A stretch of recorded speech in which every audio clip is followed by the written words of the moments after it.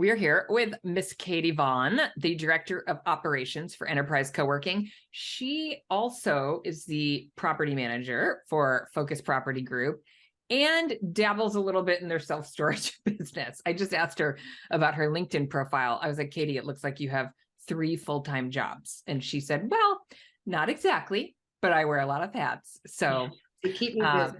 Yes. So Katie, thank you, since you're busy, for joining us on Valentine's Day at that. My pleasure. Thanks for having me. Gio, you couldn't like sports in pink or red, and you still got red shoes? I got pink drink. How's that? No red shoes today? No red shoes today. Oh, okay. I've actually got camo shoes on. I can't see them with your Yeah. Okay. Kind of. Are they Coworking? Of course. Yeah, I've got a Coworking problem. Lululemon and Coworking. I should be sponsored. We should get Coworking to sponsor the Flex That'd be pretty Uncensored cool. podcast. Let's work on that. I also All love right. Coworking. Okay, let's dive in. Katie, thanks so much for joining us. I know it's kind of a shot in the dark when I threw that out a couple weeks ago, but you and I had a great conversation about what's going on with Focus and Enterprise and all the fun stuff. So, I thought I'm glad. it'd be great to have you on. Yeah, I'm excited to be here. This is awesome. Thank you for the invite. Well, I also think for folks listening, we see more of a trend, with landlords converting space to flex, which is not you'll have to talk about the Focus property story because you guys have been doing this for a long time, but we do see property managers start to play more of a community manager role. And I know you're not the community manager, you're the director of operations, but sort of, be thrown into like dual hats, which, can be challenging because the mindset of property manager is not necessarily co-working mindset. So I think it's a great sort of little case study, and lots of folks are thinking about that. I run a program called Community Manager University, and I'm starting every, month. We get a couple of folks who are property managers now wearing like this community manager hat and trying to figure it all out. So it's a good theme. I think being director of operations and being so close with the community managers, a lot of days I am the community manager, and that actually really helps and translate over to the property management aspect as well. There's still customer service with property management and keeping tenants happy. So they very much go hand in hand, which makes it a little bit easier. Yep. Well, what I want to get into is, like Jamie said, all the hats you wear, right? So Focus Property Group is a real estate company, but then it's got sister companies that is Enterprise, which we'll dive into, which is kind of the workspace, co-working side, Greenbox self-storage, Focus parking systems.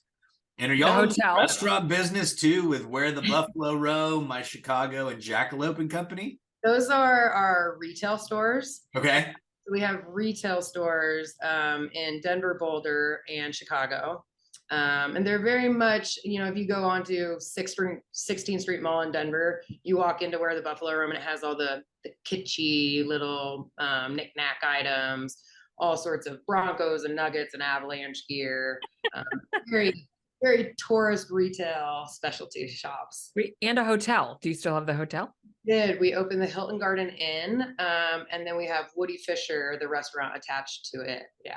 I think I stayed. So Katie and I have not met, but I have been at Enterprise a few times. And I think Mara and I stayed in the hotel when it had first opened. I think Josh was like, it was when Josh was there and was like, Juicy was there at the same time. And he was like, I think it's going to be open. You guys can stay. And like, it was pretty, I think that's where we stayed. It was pretty new at the time and not very full yet, but was getting there. So awesome. Yeah.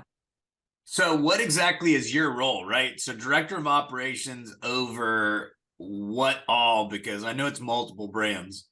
Well, I'm director of operations for our co-working brand. So I'm director of operations for Enterprise Coworking, and we have 2 locations, our flagship location in Rhino, and then we have our second location down south. It's Greenwood Village. It's the DTC area, just south of Denver. Wait, what's the DTC? I'm like direct to consumer? No, Denver Tech Center. Denver Tech Center. Yeah, Okay, you great. got it. And then for Focus Property Group, I'm the property manager for our traditional properties. And then I manage our maintenance team, engineers, our parking manager, and then the retail and green box teams. They're pretty self-sufficient actually, but they'll lean on me when they need to, and it's usually annual inspections or budget help, the little things like that. So it sounds to me like you're the COO of everything. It does kind of sound like that.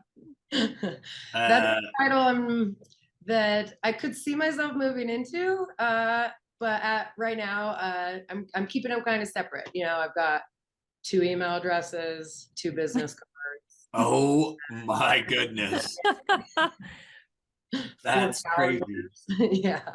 But So- it makes sense, right? Because the parent company operates, owns the building, right? So Enterprise is owned by Focus Property Group. Is that right? Correct. Yep. Okay. We're all under kind of one umbrella company, that's Focus Property Group. And we always joke that Focus is not super focused. As you can tell, I mean, we're parking, retail, hotels, co-working, self-storage. So not super focused on one thing, but focused on the big picture. And we love to just dip our hands in everything. And how long have you been there now? I actually just had my 6-year anniversary on February 1st.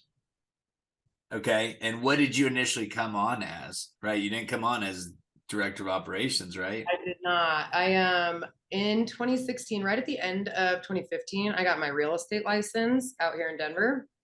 And then I started looking for a career in real estate. That is when I met our CEO and owner, Vaughan. He didn't actually have any positions open at the time. I wasn't looking to hire, but we really hit it off. So I started working with him a few days later. And I think at the time, there was this weird period when I first started because I didn't have a job description, I didn't have a title. So I was calling myself tenant relations manager. He brought me in to fill all of our vacant commercial properties. Right. I went and introduced myself to all the tenants, and I was really doing a lot of tenant relations, filling those vacant spaces. And that happened pretty quick. Got them all filled up within a few months. And then he kind of pushed me towards enterprise. I was like, nah, you're doing great with traditional properties and vacancies. We had been open at enterprise for about 6 months at our flagship location. And I want to say we're probably just under 50% occupied. So once I filled up all those traditional vacancies, he said, all right, jump into enterprise. You challenge. And fill this building up. So then I took on a big role of enterprise. Still was kind of just calling myself tenant relations manager, or just Katie Vaughan. Didn't use the title a lot. I took over the team at Enterprise, started managing the team, incorporating brand standards, and really giving Enterprise its brand and personality and making it a co-working space. Filled up that building. And then I was doing both. Essentially director of operations. I just didn't have the title, and then property manager for Focus. And I was juggling both of those for a while. As Enterprise grew, it got very busy. Our flagship location is huge. It's 66,000 square feet. We have about 60 offices in that location, and it started to get really busy. So I took on a lot more enterprise, and Focus hit the back burner for the properties. At that point, I had to make a decision. Josh Fine, our former VP, came to me and said, it's time to choose. You got to choose properties or co-working. And I was like, oh, no brainer. I love co-working. So I was like, all day enterprise. That's when we kind of took the Focus properties off of my plate, hired a couple people for the properties team. And I became director of operations for enterprise.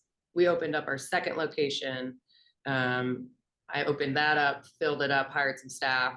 And then about 6 months ago, Focus Properties came back on my plate and I became property manager again, which was an easy move for me because I already had the experience, and we actually have a ton of the same tenants from 5 years ago. So they were all excited to see me back and working with them, and it's been smooth. I have a question. Clear as mud, right? Can you imagine waking up every day, Jamie, being like, okay, so what hat am I wearing? And what am I doing? It's But not, also, it's not uncommon, I think, for co-working though. I mean, more scaled operations, I'm sure you have some specialty roles on your team, but there can be a lot of hats. I want to sneak in a question, which is, yeah, you use two words, brand and identity, that usually don't come from the mindset of somebody who comes from the real estate side or the property side. And I think that's a part of the big evolution we're seeing today, is like, how do you create a destination, a brand for your building? What was it, from your background that made that like more natural for you to think about in terms of what needed to happen with the co-working space? That's a great question. I don't think actually my background had much to do with it, or kind of spawned any of it. I would attribute it to Josh, really. Josh was so involved in the co-working, and everything co-working that was going on at the time.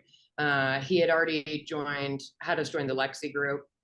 And so I started sitting in on all those monthly Lexi calls, the manager calls. He was having me sit in with him on the owner calls, just so I could, That's learn. right. I'm sure that's where I like kind of know you from. I have times on the owner, I'm like walking the dog, or Yeah, not like on video, so seeing people.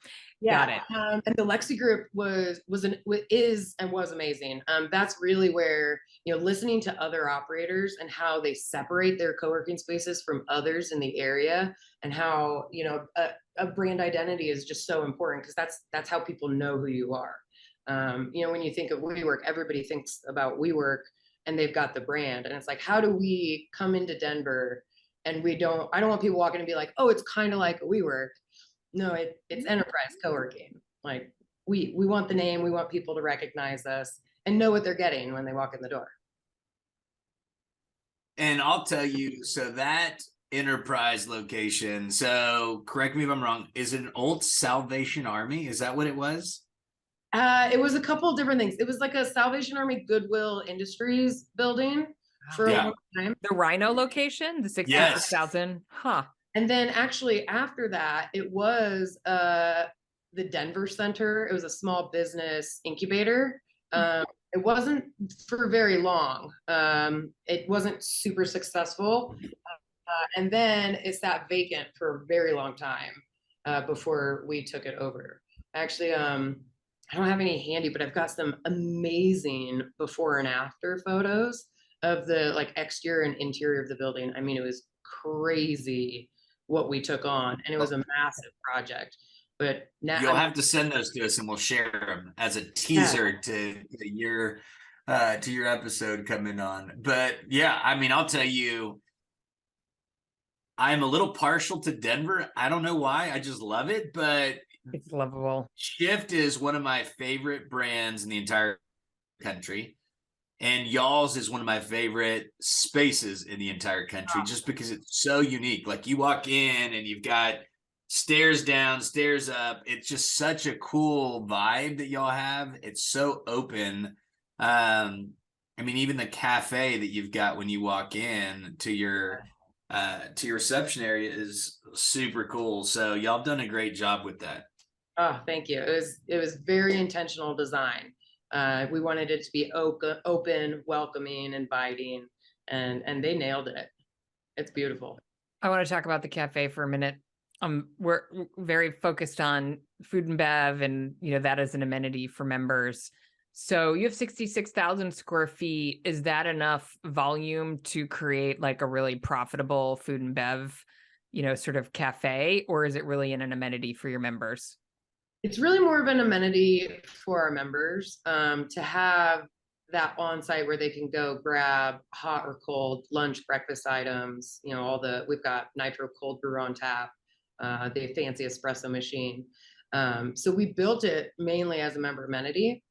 We since we're in the Rhino Arts District, just north of downtown, we get a ton of foot traffic. We're open to the public. There's Okay. a door that goes out to the public, and that's really where our moneymaker is. We just get so many people off the street that So come in. you do. Is that newer? I feel like when I was there, like maybe neighborhoods still like developing, not a ton of foot traffic. I wonder if that's newer.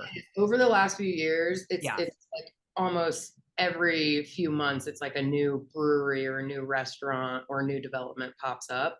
The Yeah. neighborhood's just been booming. Totally turning. So many people. Yeah. Okay, that's awesome. I love it as an amenity. I mean, every time I've been there, I've been like, cappuccino, please. And I need a little snack from your, and it's really well done. Like, I know it's probably simple snacks. It's just like grab and go package stuff, right? You're not preparing food. No, we're not. Yeah. Well, I mean, we serve like hot breakfast burritos. Okay, that you'll heat for someone. Like, grab it out of the cooler. We will microwave Yeah, it. they're in like You a make hot it? tray. Yeah. Our cafe manager, Steve, he will actually make empanadas on Tuesday and Thursday mornings in our oven that's in our memory kitchen. He comes in early and bakes the empanadas. Oh my God. Okay. Burritos Monday, Wednesday, Friday. He goes and picks up from a local Okay. restaurant and then Okay. in the hot tray. Yeah, so it's not a lot of preparing. The thing, and then we'll heat up soup. Yeah. Okay. And have like the big soup well there. But Yeah, love it. Wait, and so is there a dedicated person in the cafe? Like it supports a person. It's not like your community manager's like, excuse No. me, I need to go make a latte. no, we did that for a while. Okay. And it was fine, but it wasn't giving the best experience to all the members or to our neighbors. So then we decided to hire a full-time cafe manager. And that's my employee, Steve. He's fabulous. I mean, he makes empanadas. What's not fabulous about that? Yeah. He's been with us about 3.5 years. And about a year ago, he was promoted from cafe manager to our manager of hospitality services. So he's wearing a couple hats himself. So he does the cafe, but then he also is our point person for all of our internal member events, our external non-member events, and he just kind of handles all of our event bookings, event host scheduling. We have that gorgeous rooftop patio there. And we do so many events, so many wedding receptions. Moneymaker then. That's a good, what percentage of your revenue ish? Oh, that's a tough question. I maybe right around like 8 to 10%, honestly. Okay. It's all year round too.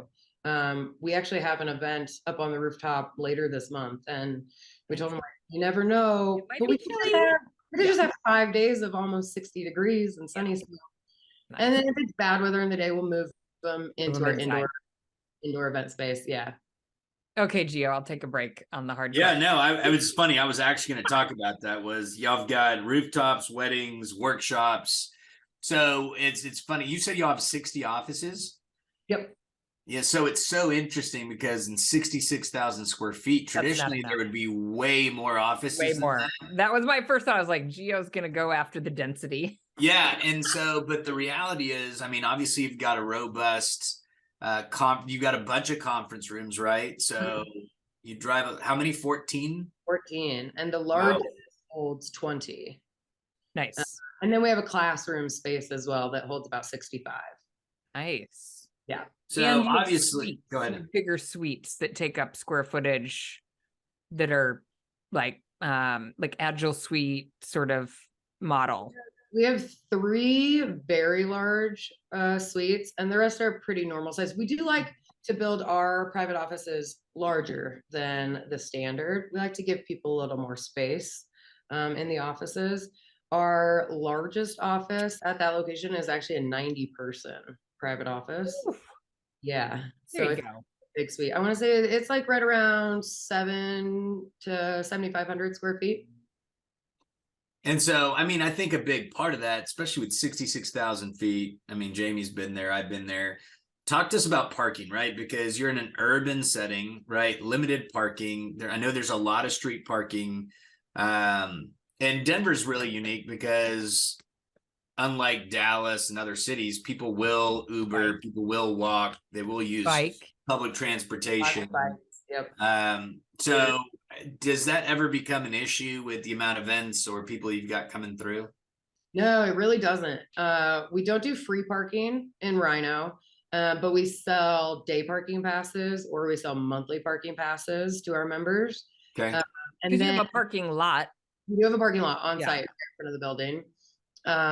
It's really nice because we're actually still technically in a residential neighborhood.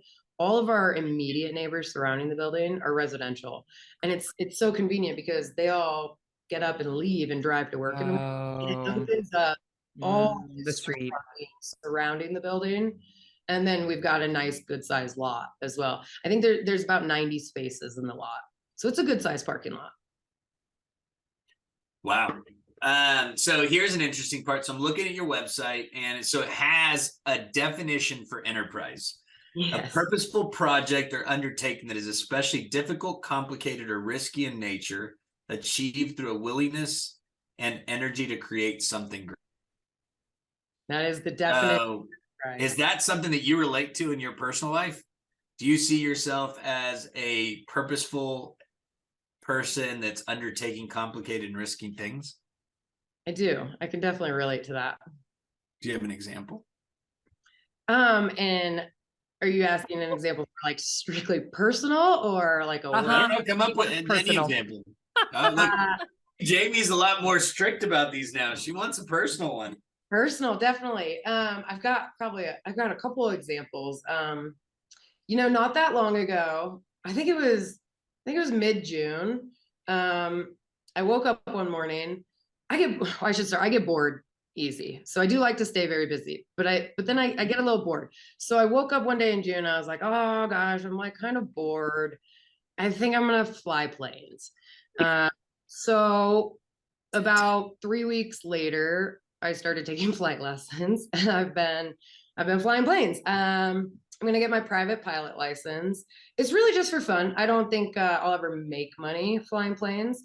It's also a very expensive hobby. It'll cost me a lot of money, but it's really fun. I love it. It's exciting.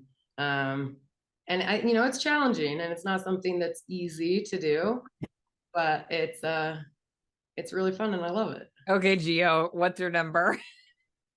I don't know. Hold on. Let's keep working. She threw me Okay, off there. okay. I mean, I woke up, I was bored, I decided to start flying planes. That's Enterprise. that's some direction. Okay. That is pretty amazing. Wait, I'm gonna be. Um, I have to say something practical about your website, which is I love the what can we solve for you today? Thank you. Are you a Story Brand fan? Do you read What was Donald that? Miller? Do you read Donald Miller, Story Brand? No, I don't. Okay, he's all about the customer, like the hero's journey. You are not the hero, your customer is the hero, and you are just helping them be better. You're the guide. The whole Yeah, that's how you that's make it. films, and that's the story. So that's exactly right. I so rarely see that done so well on a website. What can we solve for you today? Awesome. great. Love that feedback. Thank you. Yeah. Okay, sorry, Gio. Oh no, you're fine. I mean, I love your attention to hospitality, right? I mean, I think that goes back, it starts from the top down. I mean, even though the website talks about genuine hospitality, you've got your coffee shop that we were talking about, your overall amenitization of the building, even though you don't have a lot of amenities around you. You even mentioned y'all have director of hospitality. What was his role now? Manager of hospitality service. Very, very bougie. So when you think about hospitality as it relates to enterprise, I mean, what are the things that come to mind for you? Yeah, definitely. It's that high touch points with our members. Our VIP hospitality is one of the things that sets us apart from the other co-working spaces in the area. It's knowing every single person's name. There in Rhino, we have about 600 members, and our community managers know everybody. It's paying attention to them, making the small talk and remembering those details. So the next time you see them, you ask, how was that flight lesson last week? Are you still doing that? It's the little things and the high touch points. We don't see someone for a week, and then they come in. It's like, oh my gosh, where have you been? What have you been up to? Anything fun? And they say, oh, my kid was sick. And then, maybe we send them a little card that's, like, get well soon. We hope your little one's doing better. It's all the little touch points. It's not so much work related or like, what do you need in the co-working space? It's the people to people hospitality. Right.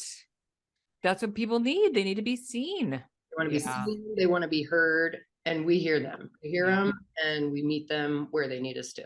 That's a lot of members to keep track of. It is. Yeah. Do you have a system? Like, is this a CRM thing? Like, does it really live in their brains? It really does live in their brains. We do have a CRM. We use HubSpot for Okay. our CRM and sales pipeline, which has been a great tool for us. But and we do put in like personalized notes on everybody, and that's a great when we first meet someone new, because we can always reference back the notes. I mean, from the very beginning, that when we meet them, you know, so and so came in and he was wearing these shoes, and I commented on him and he loved it. I mean, those are the type of notes that we're capturing in our tour follow-up like notes. It's all those little things.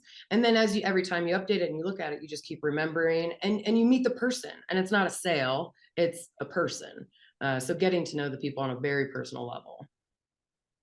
And And I think the right employees that can do that. And I think you have to find people that care, right? And we were talking about that before I think we started recording, is when you're authentic and genuine, it's not something that you have to work at, right? You don't have to create that feeling or that emotion, right? It's just natural. And some people have it and some don't. Yeah, totally agree.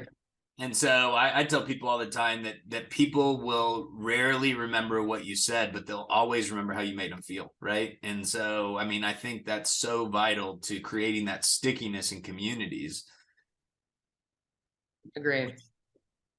So that, Jamie, go ahead.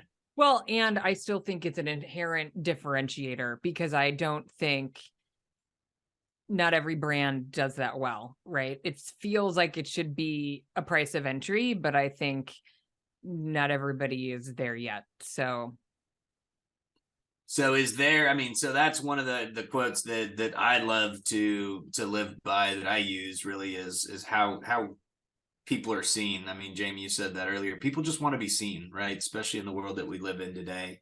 Is there some quote or some saying or passage or something that you live by that helps you every day? No, there's not, actually. You're just an automatically good person. I don't know about that. Well, I mean, clearly, I was raised in Iowa, you know, in Des Moines, so I've got that Midwest nice West, yeah. in me. Yeah, you know, salt of the earth. It's just how I was raised. that's awesome, right? And that goes back to that just normal, right? It's how you were raised. You don't actually have to strive to be that. There's some people that I know have to wake up in the morning and be like, okay, I'm going to be a good person today. I'm going to say that in the mirror 3 times a day. And I mean, it's serious. I know people that have sayings like that they have to look in the mirror and remind themselves multiple times a day. And I'm just like, that seems like a lot of work to try to be something you're not. And be you, be authentic. What, so if you're a jerk, just stay that way? Well, I mean, growth mindset. Well, here's the reality, right? You have to be self-aware that you're a jerk, right? And so some people just don't even have that self-awareness to even realize it. But if they are and they have a little mantra, shouldn't they do it every morning? Yeah, I guess. I mean, whatever works. It's never worked for me, so don't know. So if you were to say 3 characteristics about yourself, Katie, what would they be? Your 3 favorite characteristics? I would say I'm very positive. I'm outgoing, and I'm a hard worker. I do love to work. I love that those were just rolled off your tongue. What about the least favorite? I feel like I could have given a much better answer if you prepped me for this, Gio. No prepping. Well, that's not the point. If you're prepped, you would have come up with something that wasn't really you. You did great, though. They rolled right off your tongue, which was the awesome part about it. And what's the thing you don't like about yourself? I am not the best loser. I play a lot of games. My friend group loves to game. You know, I would board play games, in a basketball like Pictionary, games, basketball leagues, frisbee golf, regular golf. Physical. I mean, we just okay. like to Yeah, we like to compete. Definitely board games and card games too. Um, I'm pretty good at gaming and competition, so I don't lose very well. I've worked on it. That's one of the things I've always worked on to be a better loser. I don't get enough practice, I guess, losing, so I don't get to work on it enough. But I don't love that about myself, I guess. She's humble too. I love it. I totally love that.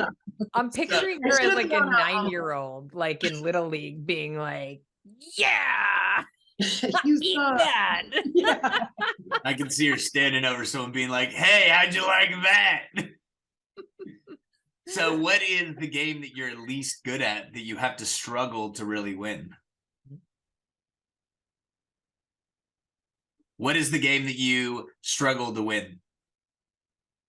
Sorry, repeat that for me. So what is the game you have to struggle to win? Golf, for sure.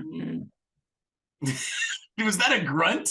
Did we Golf get a is really grunt out of hard. Jamie? I also love like sports and athletics, and golf is like infuriating. Yeah. Yeah. It's so frustrating, but I love it so much. Oh, Going out there and playing, and some days I have nice 85-point rounds, and then some days I'm 120. It's a pretty sometimes big you range. throw in golf clubs. Yeah. So what I was saying is the hard part about golf is it's so counterintuitive to all the other sports. Yeah. Right? Every other sport, it's how hard can I swing it? How hard can I throw it? This is actually how good is my technique Yeah. and how patient am I? And I have no patience. Exactly. Patient. Exactly. 3s and 8s can't play golf. Yeah, That's I my think theory. Katie's a 7. So a 7 loves to have fun. Totally. I don't know what scale you guys are talking about. I'll send you the Enneagram. I still have Yeah. to send it to we- Ryan too. We need a session.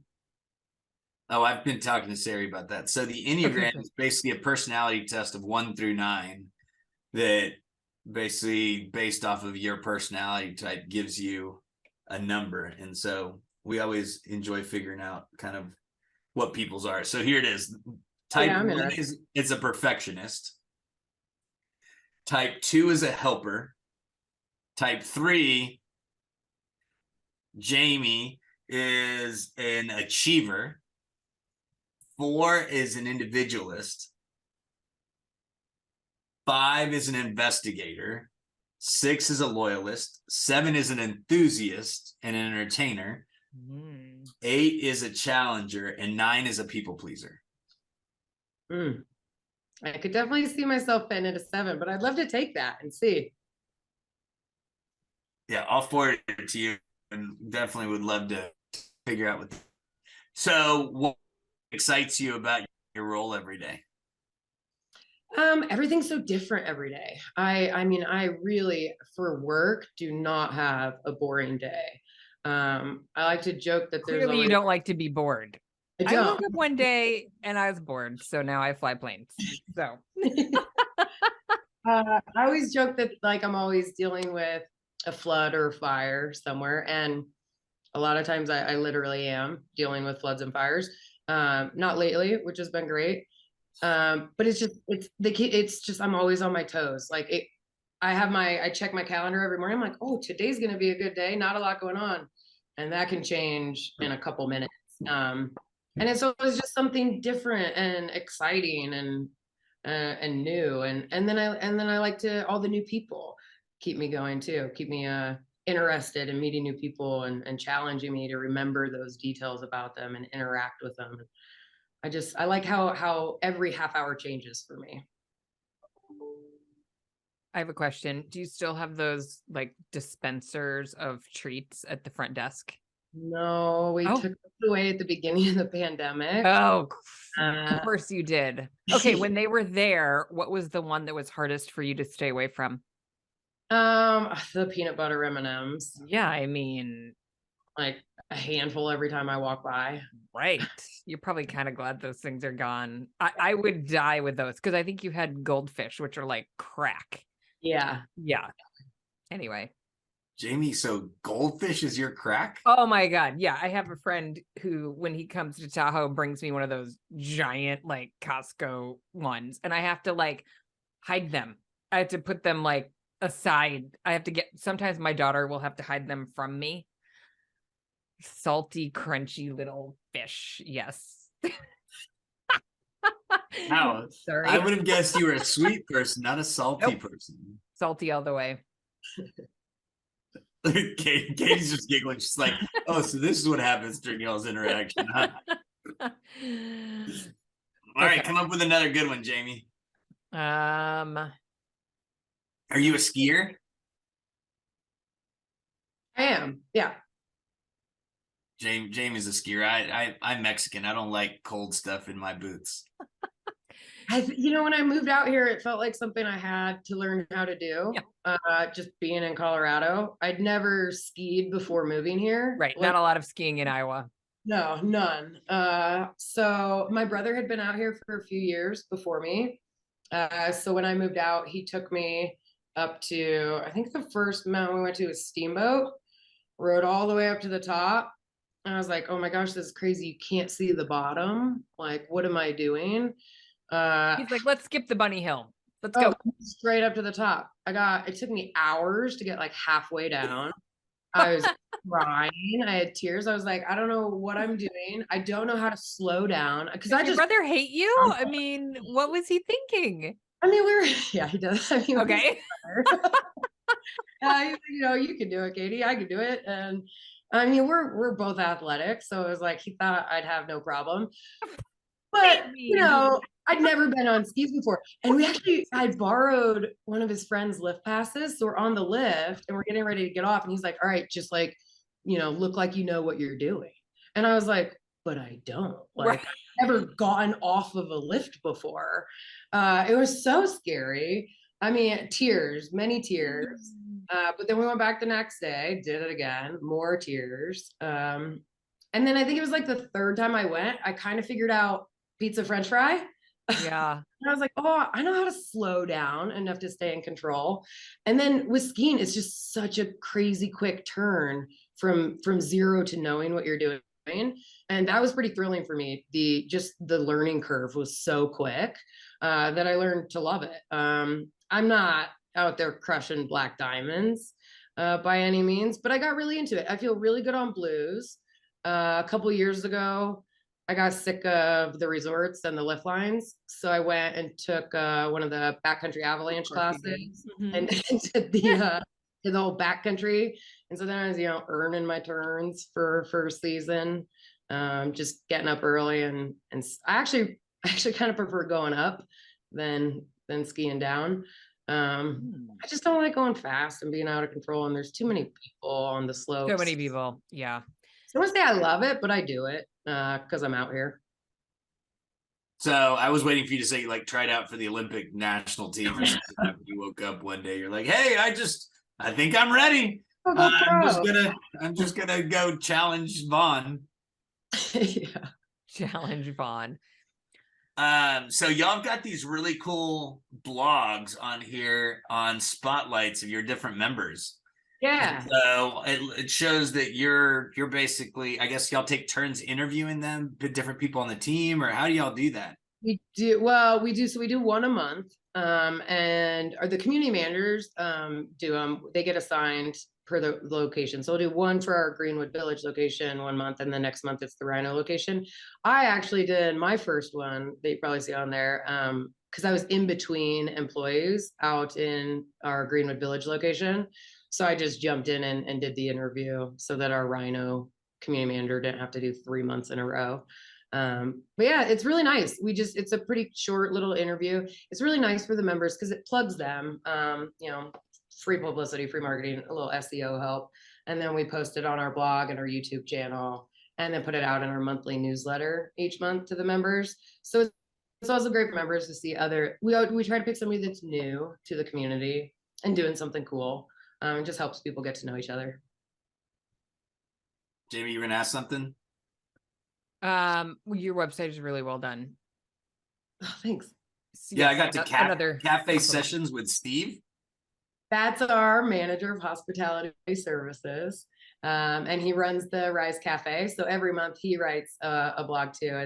And we ask for members to write in questions to Steve. So every month we'll get a couple questions from members. It's usually like sports related.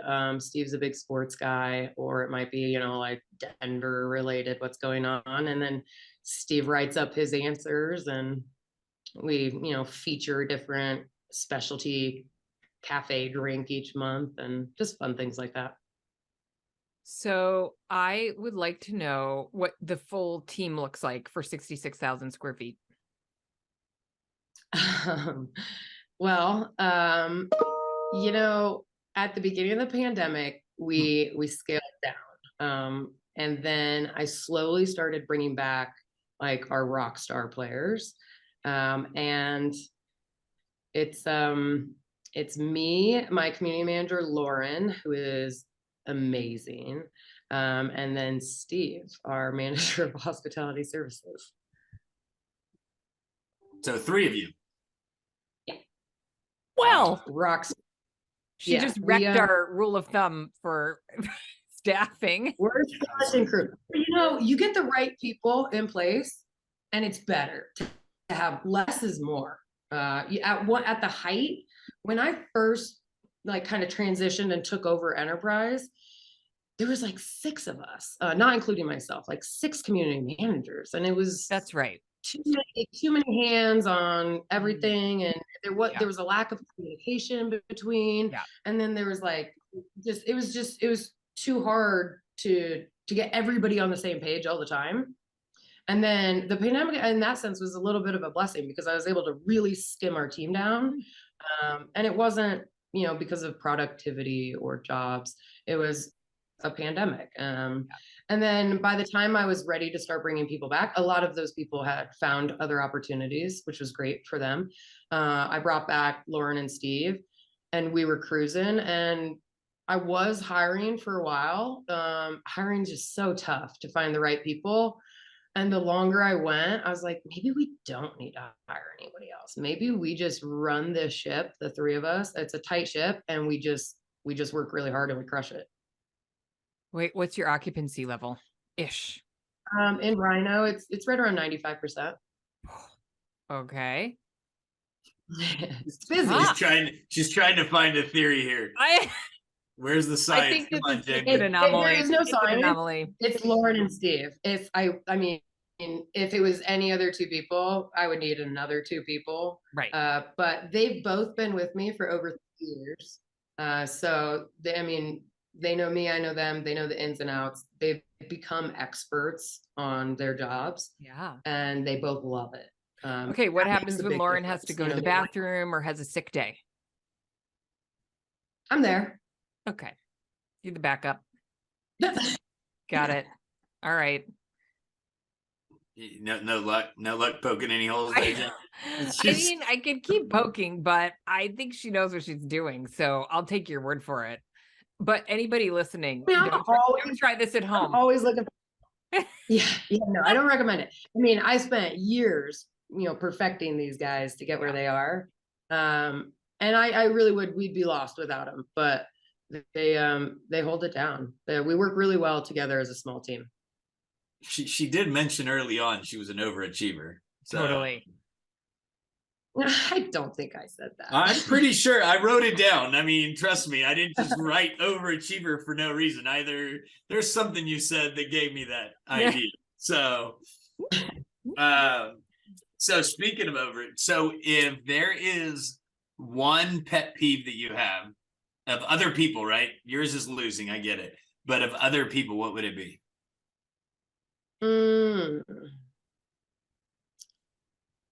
That's tough. I hate when people pull into a parking spot and they take like 1.5 spots, or they're like over the line. So instead of just taking 1 spot, they're like taking up 2, and there's nobody else in the parking lot. And it's just so inconsiderate, and it drives me. I'll go to the grocery store and see it, and it drives me crazy.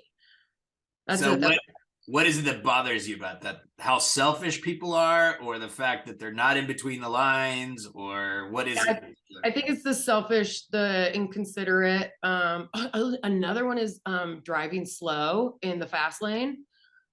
Drives me nuts. It's like people out here in Colorado have never heard that rule that, the fast lane is the passing lane, the left lane's passing. And so they'll just cruise like 45 on the highway and that just drives me nuts. So do you make a checklist every day? No, I don't do lists well. Okay. I was just trying to figure out more information on this. Because Jamie makes a list every day. She makes a list about a list about a list. Yeah, My team. But I threes mean, I think typically I do. added something to the list while we were on this podcast. Yeah. No, I don't. I use my calendar a lot. I have a lot of reminders. And then, everybody that works for me they're all list people. They love to make lists. And I think they love checking things off the list. Yeah. You got to have list makers somewhere in your life, Gio. Oh, I agree. I 100% agree, right? I tell people all the time, they ask me about the podcast. I'm like, I just show up and run my mouth. Jamie does everything else. I occasionally make some swag here and there. And book. You're not a list guy either. No, I mean, if I showed you my desk, I got these pieces of paper everywhere, and I'm like, oh, what did I do? These are just notes I'm taking that ultimately allow for me to remember where my head is at. Yeah, I think if I made a list, I'd lose it within an hour, and then I'd be like, "Where's that list?" What's the point of the list? I'm the person that has an air tag on my wallet because I live so often. Yeah. I was trying to remember who mentioned that the other day, and I forgot that it was you. The air tag on the wallet. The air tag, yeah. Yeah, because remember Ryan lost his phone, so I in the conference room. Yeah. Exactly. So is there anything, Katie, that you want to share with us or about enterprise or focus or anything that we've missed? I don't think that there's anything that we've missed. Nothing really jumps out to mind. We'd love for everyone to come visit us.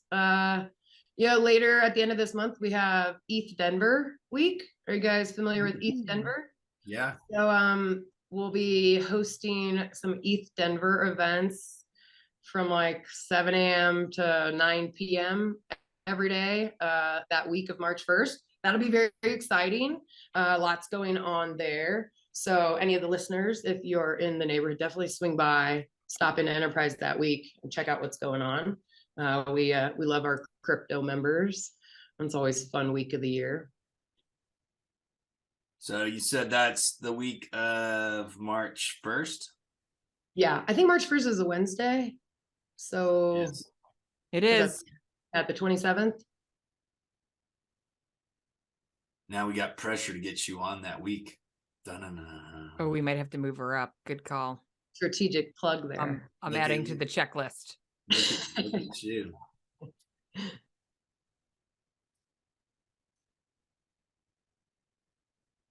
So, if there was one thing you want to know about Jamie, what would it be? Ooh, one thing I want to know about Jamie. Why co-working? Oh, my why co-working was, I mean, I'll have to make this really short. The very short story is I worked in a lot of, I went to, I grew up on the East Coast, but I went to Chicago after undergrad. And the Midwest tends to be a little behind on trends. So the West Coast, super hip, lots happening in office. I worked for Accenture out of undergrad, which was like cubicle land. And then I went to a startup, and then I went back after business school to cubicle land. And then I went to another startup, and I loved startups. I loved the vibe, the excitement, the no cubicle land, I just like had this, like, it just really hit me how much your environment matters. I mean, you have to love the work that you're doing, which is true. I don't love huge companies.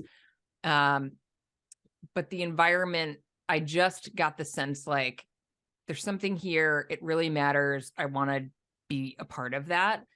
So I opened my first co-working space in 2012, the beginning of 2012, which was pretty early. So I was just sort of making things up.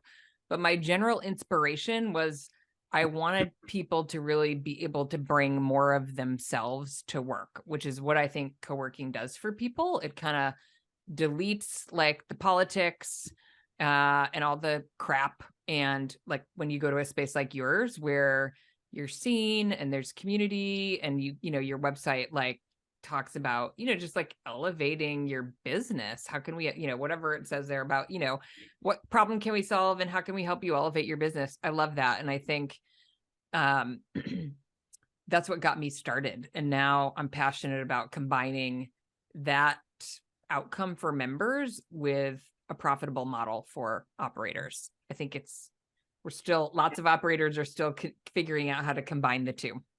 Yeah, I love that. I can relate to that so much. All right, Look Gio. at that. She asked me to ask the last question and she didn't know it was Darn going to be. it, I know. Well, I have a follow-up for you, Gio. What's next for you? So, I mean, for me, it's funny. I put together a list of what's important for me. And my list contains 4 things. Number 1 was growing my brand. Number 2 was helping people, right? And so growing my brand allows me for me to help more people. And then 3 was income and then production, right? And so, I mean, those things, you know, we use the whole people always remember how you made them feel, but also the other one is if you help enough people get to where they're trying to get, you'll get to where you're trying to get. And so, you know, that's what I love about these podcasts. That's what I love about my interaction with Jamie. That's what I just love about what I get to do is connecting with people and helping people figure out what's their why, right? And how to get there. And so, I mean, I think that's where I really enjoyed our quick conversation the other day because there's been so many things that have been moving parts, right? From Josh Fine, then you moving in, and then, you know, kind of y'all recently sold the Greenwood Village building. And so you've got a bunch of moving parts in different ways. And so it was fun to just hear your passion and your energy towards taking those things on, right? And so that's what I love about it is just getting to understand and know people, right? Because it then allows for me to be able to serve people better. So thank you for asking that. Yeah. Yeah. Well, we really appreciate you. Oh, go ahead. Yeah, we do. I was just going to say what you were saying. We appreciate you. You finish. You're better at it than me. Oh, well, okay. We appreciate you taking the time today, especially on Valentine's Day to, share your story and to trust that we would get you through this hour and you would come out down the other side of it. But now that I know your personality, I would think you would embrace challenges like this because it wasn't boring. Oh no, as soon as I got past, oh, let's do it. It's definitely not boring. I was excited about it. I really appreciate being on here. It was much more fun than I anticipated. So thank you for that. It's always fun with you. Yes. And it was great to get to know you. And now I'm looking forward to my next visit to Denver. I have family in Denver and we owe them a visit if they're not listening, but we owe them a visit. So I'll have to check in and say hello next time I'm in town. I'm sure you do. All right. Thank Later. you. All right. Bye.